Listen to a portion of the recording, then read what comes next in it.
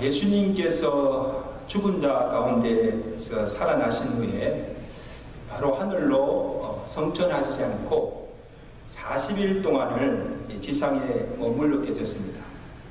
여러분 궁금하지 않으세요? 예수님이 40일 동안 무엇을 하셨을까? 그래서 그의 행적을 이렇게 살펴보면 공생애 때처럼 각 오를 다니시면서 복음을 전파하시거나 또 이렇게 병자들을 고치시거나 어떤 많은 이적을 행하신 것이 한 번도 없습니다. 예수님께서 주로 하신 일은 각기 흩어졌던 제자들을 찾아다니면서 그들을 만나주시고 그들과 함께 교제하며 말씀을 나누시고 많은 시간을 이 제자들과 함께 하셨던 것을 보게 됩니다. 예수님께서 왜 그렇게 하셨을까? 그럼 40일 동안 얼마나 중요한 시간입니까? 예수님께서 가장 어렵고 힘들 때 예수님을 배반하고 떠났던 자들입니다. 은혜도 모르고 그들의 사명도 저버리고 이전의 직업으로 돌아가서 이제는 예수님과 전혀 상관없는 삶을 살아가고 있던 제자들, 그들에게 무엇을 기대할 수 있으며 그들에게 무슨 소망이 있겠습니까? 근데 예수님께서는 그러한 제자들을 만나시고 다시 그들을 제자들로 세우시고 그들에게 사명을 맡기신 것을 보게 됩니다. 한 번 택하신 자들을 버리지 않으시고 포기하지 않으시고 끝까지 사랑하시는 주님의 사랑입니다. 그래서 예수님께서 그들을 만나서 구체적으로 하신 일이 무엇인가 하면 먼저 부활하신 사실을 증거로 보여주시고 그들의 믿음을 회복해 하셨다는 사실. 여러분, 예수님의 제자들은 예수님이 나를 따라오너라 불렀을 때 자기의 모든 것을 버리고 주를 쫓았습니다. 3년 동안 예수님과 함께 지내며 가르침을 받고 예수님께서 행하시는 그 모든 기사도 보고 그가 과연 하나님의 아들이심을 믿고 고백하였습니다. 주는 그리스도요 살아계신 하나님의 아들이심을 내가 믿나이다 믿음의 고백도 하였습니다. 그러나 그들의 믿음은 예수님께서 고난을 당하시고 십자가에 못 박혀 죽어오는 그 순간에 한순간에 무너졌습니다.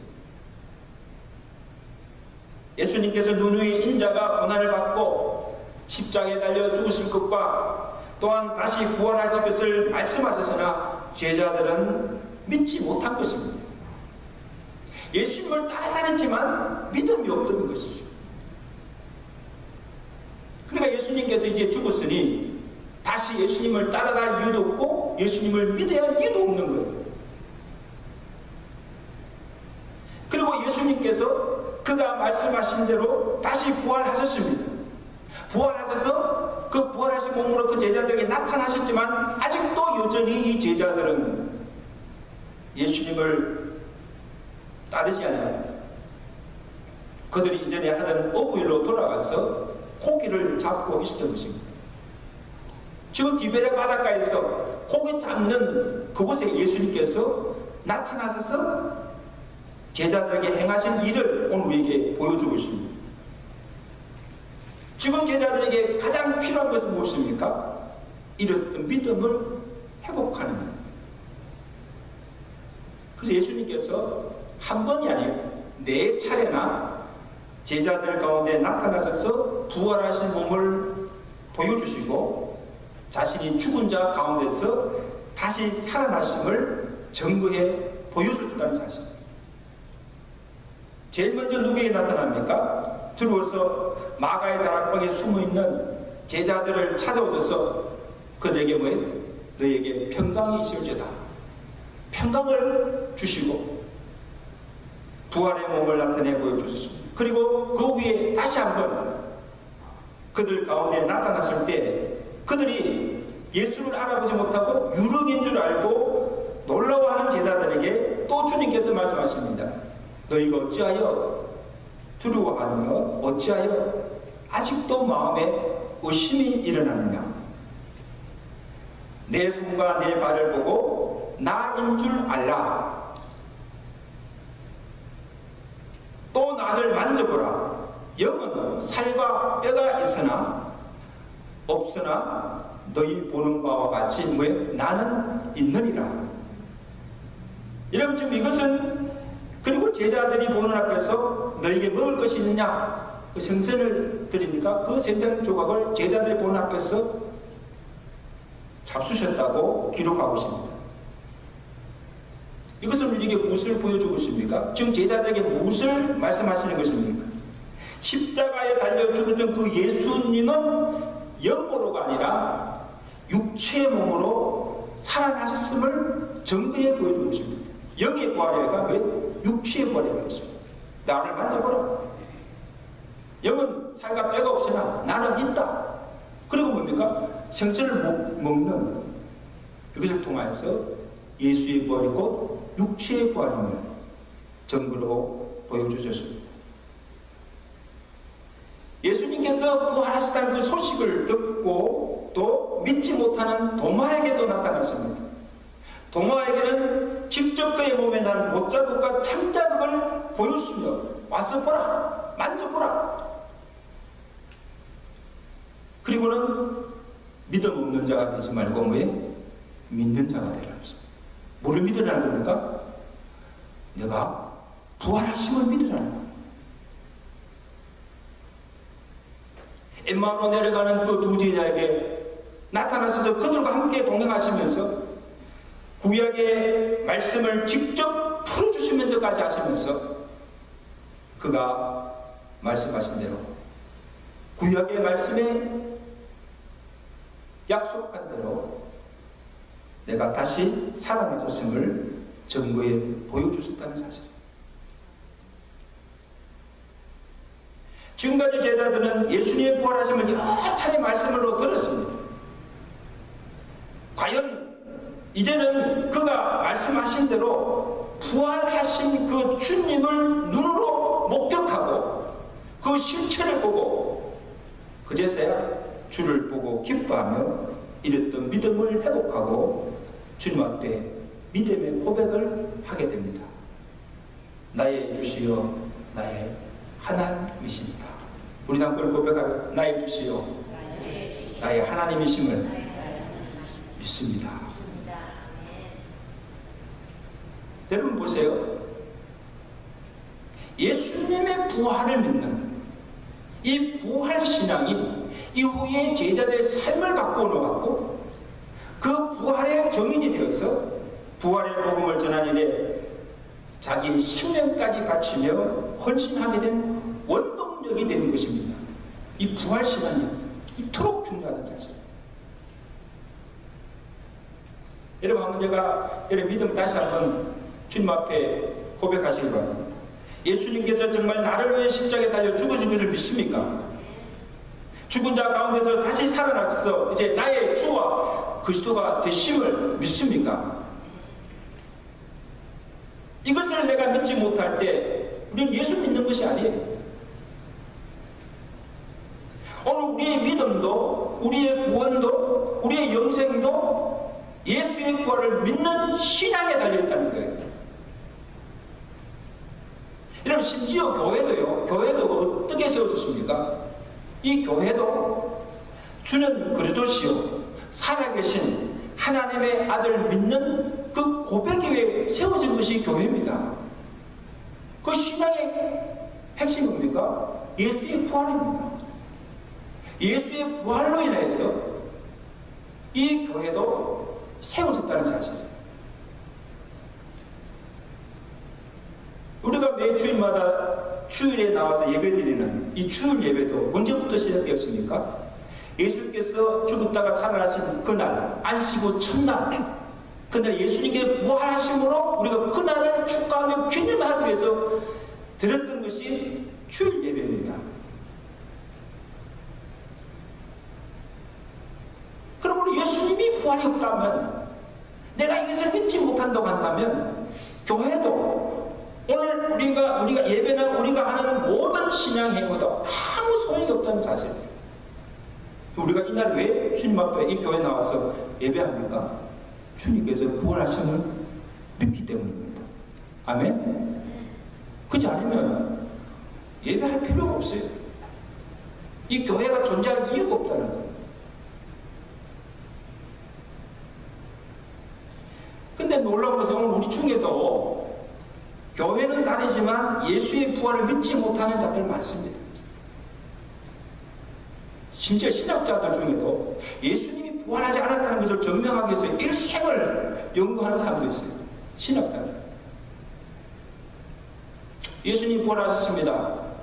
부활칠 때마다 말씀을 듣고 부활하시는 부활하셨는가 보다 실제적으로 그것이 자기의 예수님의 부활하심이 지금 믿어지지 않고 심지어 그 부활이 나의 부활로 믿어지지 않는 성도들이 많다는 사실이에요. 그러면 이 부활을 믿지 못하니까 예수님에도 부활 신앙이 없으니까 죽음이 두렵고 구원에 대한 확신도 없고 내세에 대한 관심도 없고 이 세상이 전부예요. 부활 신앙이 없는 거예요. 그럼 오늘 우리에게 무엇보다 필요한 것은 예수님에 대한 바른 믿음과 분명한 신앙의 고백이 있어야 될 줄로 믿습니다. 부활하신 주님이 나의 주와 그리스도가 되심을 믿고 이 부활신앙으로 구원의 확신을 가지고 이 부활신앙으로 하늘의 소망을 갖고 살아가시는 오늘 저와 되시기를 주간들이 축원합니다. 그 다음에 예수님께서 하신 일이 무엇인가 하면 예수님은 디베랴 바닷가에서 고기를 잡고 있는 제자들을 찾아오셔서 그들의 육신의 피로를 채워주시고 몸소 사랑을 보여주셨습니다. 본문 2절 3절에 보시면 베드로와 도마를 위시하여서 7명의 제자들이 부활하신 예수님을 만나고도 예수님을 따라가지 아니하고 이전에 하던 대로 고기를 잡으러 나가서 밤새 고기를 잡았지만 한 마리도 잡지 못하였습니다. 날이 새어갈 때에 예수님이 그들 가운데 나타나셨습니다. 5절 말씀하셨습니다. 그리고 뭐라 하십니까? 예수께서 이르시되 얘들아 고기가 있느냐? 대답하되 뭐에? 없나이다. 아직도 사명을 깨닫지 못하고 세상 일에 빠져있는 제자들의 밤새 애를 쓰고 수고하였으나 한 마리도 잡지 못한데 헛들감에 빠져있는 제자들을 찾아오셔서 그들에게 말씀하십니다. 그물을 오른편에 던지라. 하시는 그의 말씀에 순종하여 그들이 던졌더니 어떤 일이 났습니까? 그물이 찢어질 정도로 만선을 이룬 기적이 일어났습니다. 할렐루야. 오늘 이 본문에는 몇 마리 잡았는가도 나왔는데 153마리. 막 그 배가 얼마나 큰지 모르지만 그 고기가 막 컸던 것 같아요. 그러니까 153마리대로 이 그물이 찢어질 정도로 그러한 만선을 이루는 기적이 났습니다. 이 제자들이 자기들에게 말씀하신 이가 주님이신 줄 알고 두려워하며 놀라고 들어와서 그 작은 물고가 배를 끌고 육지로 올라오니 또 하나의 놀라운 광경이 그들 앞에 펼쳐졌습니다. 우리 8절 보세요. 육지에 올라오니 숯불이 있는데 그 위에 생선이 놓여있고 떡도 있더라. 지금 숯불이 있고 그 숯불에 뭐가 있어요?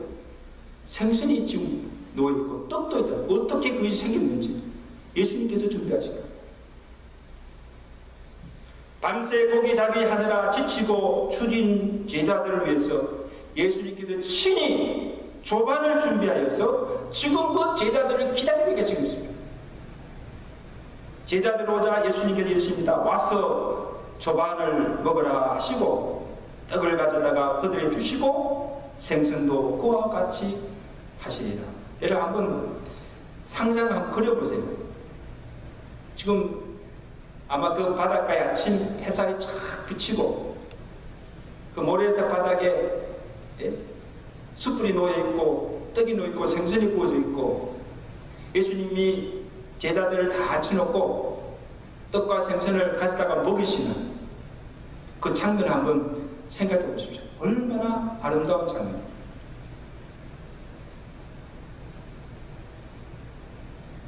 지금 예수님께서 제자들에게 무엇을 보여주고 있는 것입니까? 지금 그들에게 필요한 것이 무엇인 걸 아시고 그들의 육신의 필요를 먼저 채워주고 있는 것입니다.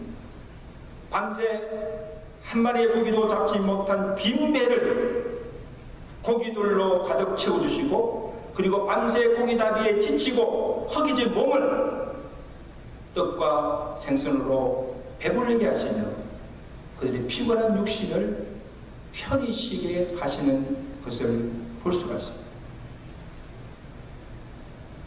여러분, 저는 생각할 때 이 제자들이 만선을 이룬 그 배를 바라보며 예수님께서 친히 떼어주시는 떡과 생선을 받아 먹으면서 무엇을 느낄 수 있을까?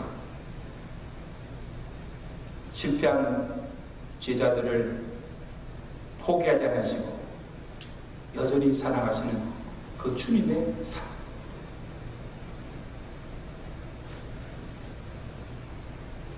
그들이 주님께 행한 것은 죄와 허물밖에 없습니다. 그들이 주님께서 준 것은 실망과 배신감 것뿐입니다.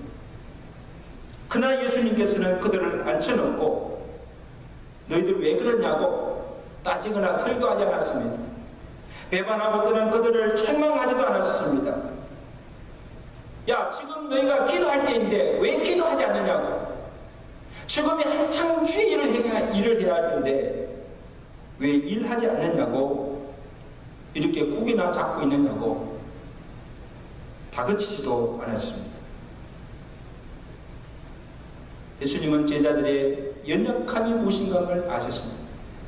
예수님은 지금 이 제자들의 실패와 지금 그들의 마음의 상처와 두려움이 무엇인가를 주님께서 아셨다는 사실입니다.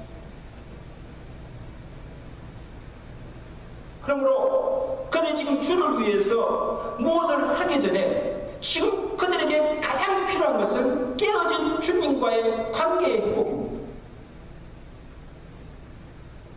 아무리 빈배에 고기가 가득 차고 만수를 이루고 육신의 필요가 다 채워져도 이 주님과의 관계가 깨어져 있다면 믿음을 잃어버렸다고 한다면 아무 일도 할 수가 없는 거예요. 그죠? 관계 회복이 먼저예요.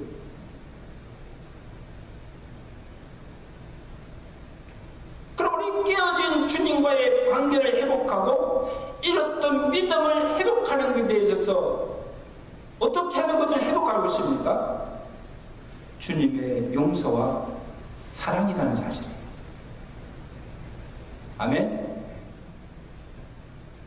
그러니까 주님께서 지금 말씀을 하지 않았지만 이 무언의 행동을 통해서 그들에게 지금 주실 거라는 말씀을 가면 내가 십자가로 너의 모든 죄를 대속해 주었다. 허물과 죄로 죽었던 너희가 이제는 살았고 이제는 너희 모든 죄가 다 사함받았다는 것입니다. 할렐루야. 너희는 비록 나를 떠났지만 나는 너희를 버리지 아니하고 지금도 너희와 함께하고 있습니다. 지금도 너희를 여전히 사랑하고 있다는 것을 몸소 행동으로 보여주고 있습니다. 할렐루야. 여러분, 무슨 말이 필요하겠습니까? 내가 너희를 사랑한다. 무슨 말이 필요하겠습니까?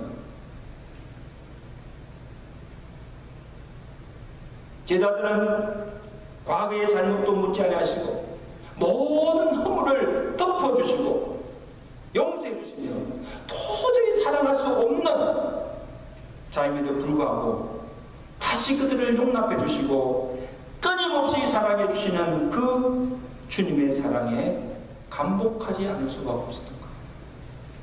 그 사랑에 굴복한가.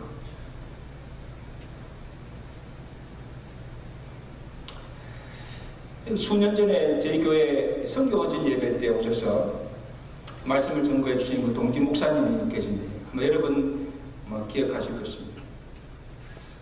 신학교 졸업하고 바로 중국에 선교사로 가셔서 한 20년 동안 중국에 선교하시다가 그 다음에 미국에 오셔서 지금은 텍사스주 휴스턴에서 지금 목회하고 계세요. 그때 오셔서 간증을 하신 말씀 중에 아직도 제 마음에 잊지 않는 그 말씀이 있는데, 주님의 사랑을 깨닫는 것이 능력입니다. 따라서 주님의 사랑을 깨닫는 것이 뭐라고요? 능력입니다. 중국에서 선교하던 중에 하나밖에 없던 아들을 2살 때에 그 지역 풍토병으로 잃고 맙니다. 그 자식을 잃은 슬픔이 얼마나 크겠습니까? 요즘 저는 코로나로 인해서 이렇게 감염돼서 죽는 그 가족들을 보면 죽는 것도 슬프지만 얼굴을 다시 볼 수가 없어요. 장례도 치를 수가 없어요. 그냥 간에 묻고 그냥 가족들도 보지 못하고 그냥 장례 치는 거예요.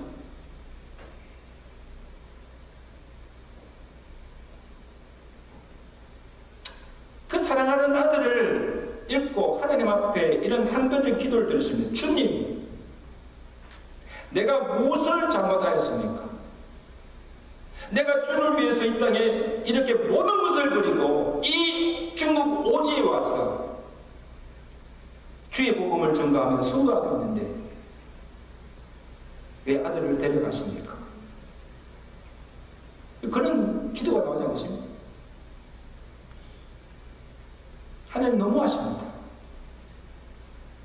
그래가 며칠 밤을 그렇게 기도하며 기도할 때 주님께서 깨우쳐 주신 것이 무엇인가 하면 사랑하는 아들을 잃는 그 아픔을 통해서 하나님의 사랑이 어떠함을 깨달아 알라는 거예요. 그냥 막연히 아는 것이 아니고 그 사랑이 어떤 것을 깨달아는 거예요. 내가 사랑하는 아들을 내어주고 그 아들을 십자가에 내어 죽게 한 그 구속의 사랑이 얼마나 큰 사랑인가를 몸소 체험케 해준다는 사실입니다. 그 하나님의 사랑을 깨닫는 그 순간에 마음에 쌓였던 울음과 슬픔이 하나님께 대한 원망의 마음이 사라지고 다시금 주님에 대한 사랑과 복음에 대한 열정과 헌신의 마음이 불같이 일어나는 것을 경험하고 그 사랑의 능력으로 주신 사역을 감당하였던 사실입니다. 할렐루야. 여러분, 우리가 예수님 나를 위해 돌아가셨습니다. 나를 위해서 예수님 이 땅에 오셔서 생명을 주시고 나를 사랑하셨습니다. 그래서 내가 구원을 받았습니다. 이런 줄은 알아요. 그러나 실제로 그 사랑이 얼마나 큰 사랑인 것을 아직도 깨닫지 못하고 체험치 못할 때 우리는 아무 소용이 없어요.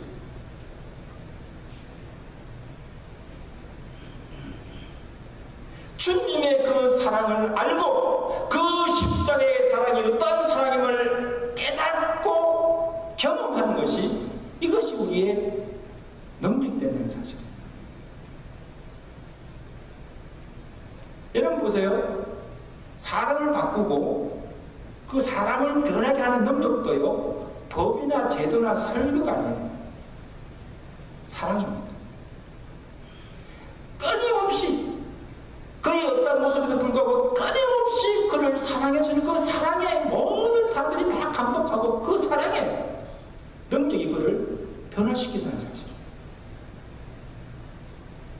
한번 같이 합시다.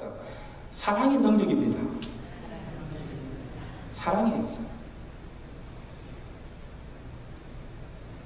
내가 무엇이기에, 오늘 나는 내가 무엇이기에 나같이 이 부족한 자를 주님께서 이토록 사랑하십니까? 예? 풀보다 못한 이 나를 주님 왜 나를 이렇게 사랑하시고 나를 이렇게 주님의 제자로 세워주십니까? 아마 제자들도 그 놀라운 사랑에 감격하여서 아마 주님 그날 주님께서 떼어주시는 그 뜻과 생선을 눈물로 받아 먹었을 것이에요. 이러면 그게 넘어가겠어요?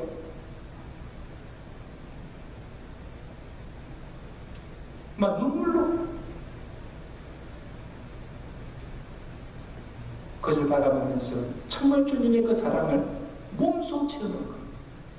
그 사랑을 체험하면서 그들 마음속에 있던 죄책감도 두려움도 다 사라졌을 것이고 주님을 향한 뜨거운 사랑과 열정으로 충만하여졌을 것입니다. 할렐루야. 주님께서 디베랴 바닷가를 찾아가신 이유가 이 제자들에게 내가 아직도 너희를 여전히 사랑하고 있다는 것을 그냥 행동으로 보여준 것입니다. 제자들의 그 사랑에 굴복하게 된 것입니다.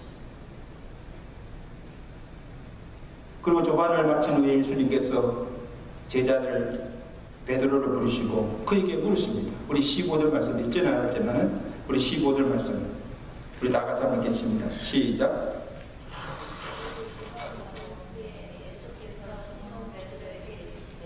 요한의 아들 시몬아 내가 이 사람들보다 나를 더 사랑하느냐 하시니 주님 그러하나이다. 내가 주님을 사랑하는 줄 주님께서 아시나이다. 이르시되 내 어린 양을 먹이라 하시고.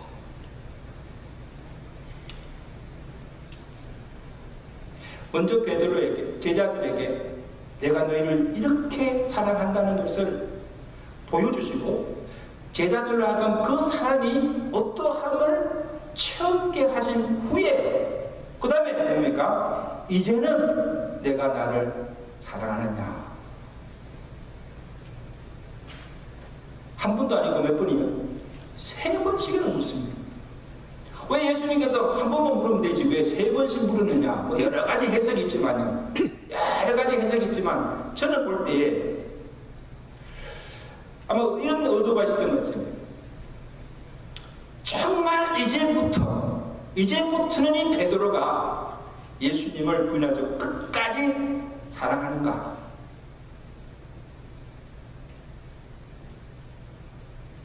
이제부터는 그 어느 누구보다도 지금 베드로 곁에 있는 그 모든 제자 어떤 사람들보다도 더 주님을 사랑하는가? 이 사람들보다 내가 정말 나를 더 사랑하는가?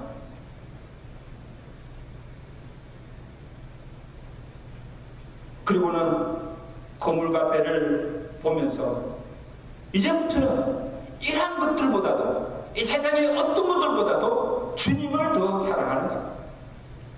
근데 의미 뭡니까? 고기 잡잖아요. 이 뿔하는 주님을 만나고도 주님 따르지 않고 지금 다시 또 어부일로 돌아가는 네가 지금 세우고 여기는 그 일보다 어떤 세상의 일보다도 이제는 나를 더 사랑하느냐? 주님의 일을 더 사랑하느냐? 막 그것을 확인케 해서 아마 이런 질문을 하지 않았을까? 여러분 사명자에게 있어서 그 사명을 감당케 하는 능력이 곧 사랑임을 확인시켜 주시는 말씀입니다. 내가 주님의 사랑을 받지 못하고 내가 주님을 사랑하지 않고서는 결코 주의를 감당할 수가 없다는 거예요. It's impossible.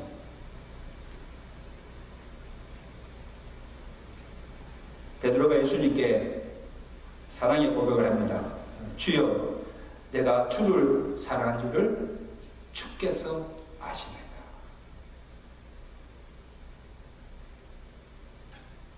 그 다음 베드로의 사랑의 고백을 들으신 후에 그에게 사명을 맡기십니다.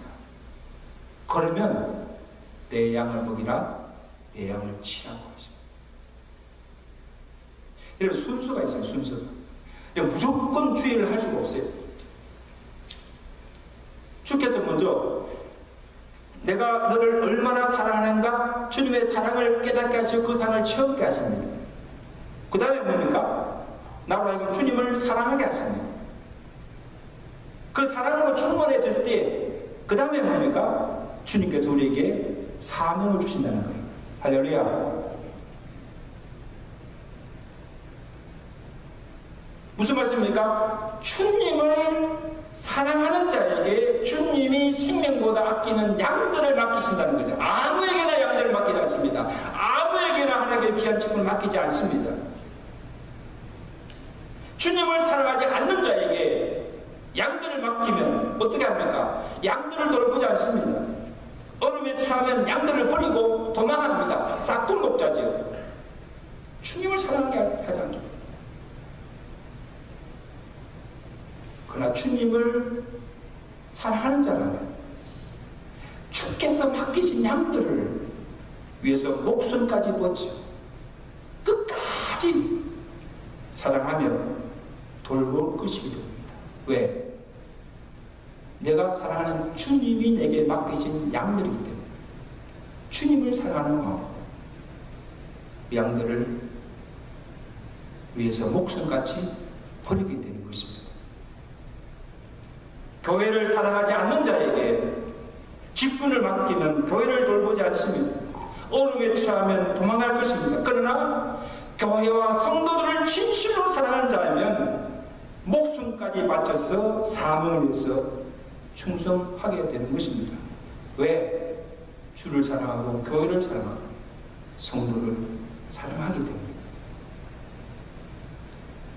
그 사랑의 능력이 그로 맡긴 직분과 사명을 감당케 하는 줄로 믿습니다.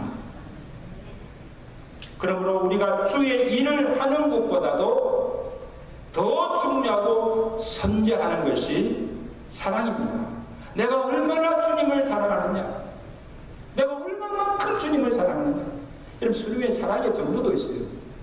이만큼 사랑하는 게 있고 이만큼 사랑하는 게 있어요. 사랑의 길이도 달라요. 사랑의 넓이도 달라요. 사랑의 높이도 달라요. 사랑이라고 다 사랑이 아니에요. 교회 사랑하지요. 교회 사랑하지 않는 사람 없습니까? 그럼 얼마만큼 교회를 사랑하느냐? 내 형제와 이웃을 사랑하지요. 얼마만큼 사랑하느냐? 정말 내 생명까지 아끼고 내 몸같이 사랑하느냐는 거예요.